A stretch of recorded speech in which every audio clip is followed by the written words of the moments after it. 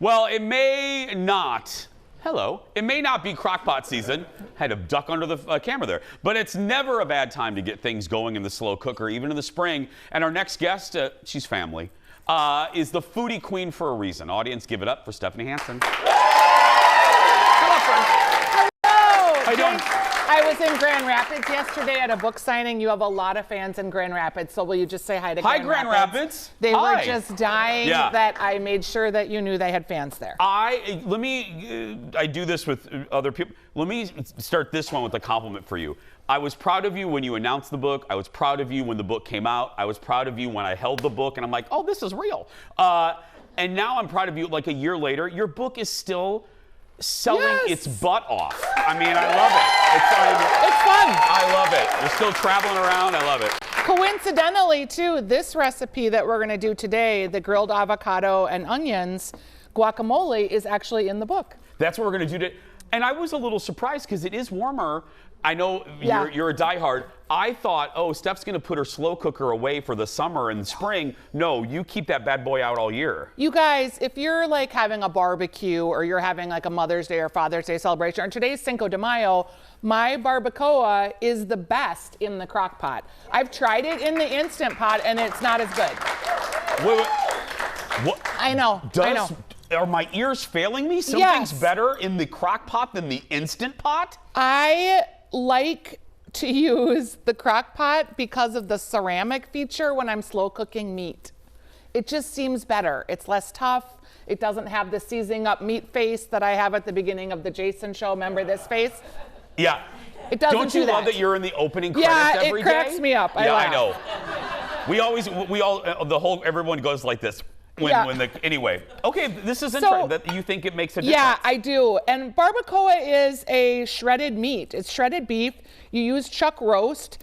It's got a gravy that you cook the meat in. So you're going to use a little chili adobo, some cumin, some smoked paprika. This whole recipe is on the website. But what you do is you let it slow cook overnight for about 8 hours in a beef broth, and you get this delicious, tender, shredded beef that works great for like bowls or for tacos, but also you get the delicious sauce. So that is great if you want to like make birria and do the dipping tacos, or if you're having a bowl. I've never had that. Okay, I've never had birria. I know. Aaron just passed out. I'm serious. I really don't. What is that? It is a shredded beef barbacoa taco, and then they have it in the birria. It's a dipping sauce that's like a guajillo chili sauce that the meat is stewed in, and you dip your taco in it. It's heavenly. There isn't one thing you said that I don't like in that it's whole heavenly. sentence. Okay. I maybe will bring that to you sometime. Will you please? Yeah, it's really good. Okay, so what are we doing? All right, so I have been slow cooking this all night. I just want you to try it because what is unique Want me to eat this one? Just a bite. What's unique about barbacoa is the cinnamon, the clove, the guajillo chili, smokiness. It's very different than like a fajita meat or a ground beef taco. And I did put a pickled radish in there too that I pickled. I just make pickled radishes and then I use a little vinegar, a little sugar, heat that up, and then I keep those in the refrigerator overnight.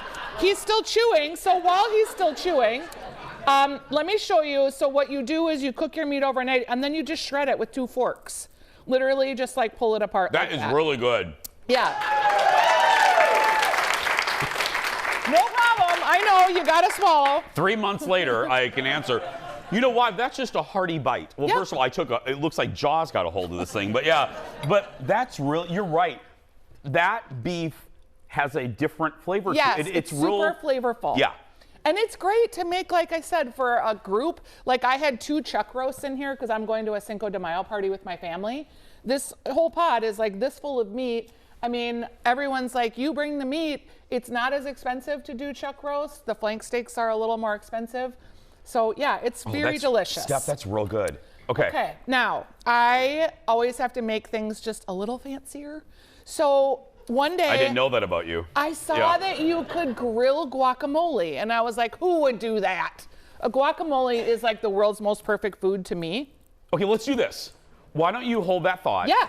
Because I am so, this is fascinating. I've never heard of grilled. I know. When they said this in the meeting, I went, what? Yeah, I know. It sounds weird. She's making I thought grilled so too guacamole? until I did it. Yep. It just sounds a little odd. Anyway, Okay. as Stephanie said, all of the recipes, the stuff we're going to talk about is going to be on Stephanie's website, stephaniesdish.com. You're also going to see this segment a little bit later on our socials. Search for Jason Show TV, and full episodes of our shows on YouTube. When we come back, we're going to do burnt guacamole and, not burnt, grilled. Okay. Burnt is fine too. You know what I mean? Yep. Let's just go to break. We'll be right back. Back in a moment. I'm doing another bite.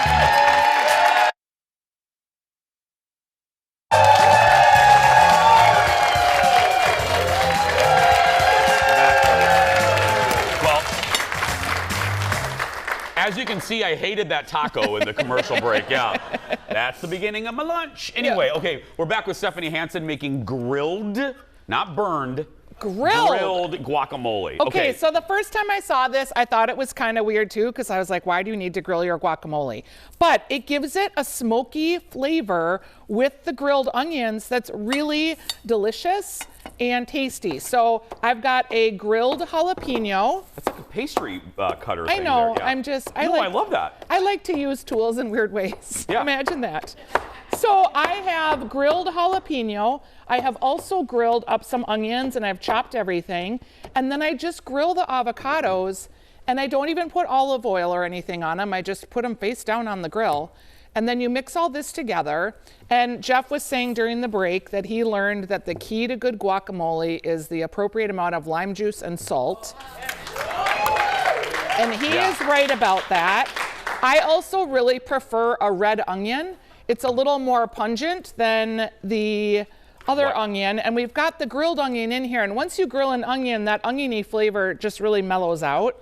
So we do need a little bit of a hit of some red onion. So everything, not just the avocado, you're I grilled all of it. Everything. When you grill a jalapeno, it has a very different flavor too. So we're really just going for a flavor profile that's a little bit different than the freshness and the brightness of traditional. You may. Oh, that's okay. I'll do this. Yeah, go ahead. And we're gonna use that whole thing. There we go. Yeah. And you can, make this.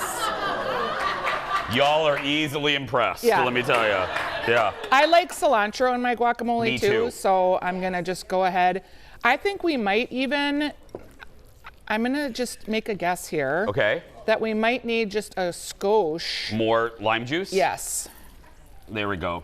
I might need another lime. Okay. Yeah, that one is dead. It's feeling a little It's dead feeling and a little tired. dead. There we go. Here we go. Is that a skosh? Yeah. So the lime juice is going to keep the brightness of the color, but you can see it is a little bit darker because we've grilled everything. Yeah. And you guys, this is so good on like the burrito taco or also like on a fish taco, something where you just need a little more smoky, ampy flavor. Okay. So let's go ahead and just try this. I am very excited because I love guacamole. Oh, I do too. It's like the world's most perfect food is an avocado. Yeah.